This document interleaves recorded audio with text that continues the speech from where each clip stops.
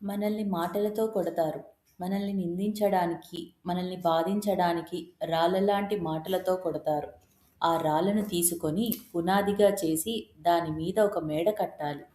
తగిలే రాళ్ళను పునాది చేసి ఎదగాలని, తరిమే వాళ్ళని హితులుగా మలచి ముందుకెళ్ళాలని, కన్నుల నీటిని కలల సాగుకై వాడుకోవాలని, కాల్చే నిప్పును ప్రమిదగా మలచి కాంతి పంచాలని, గుండెతో ధైర్యము చెప్పెను, చూపుతో మార్గము చెప్పెను, అడుగుతో గమ్యము చెప్పెను,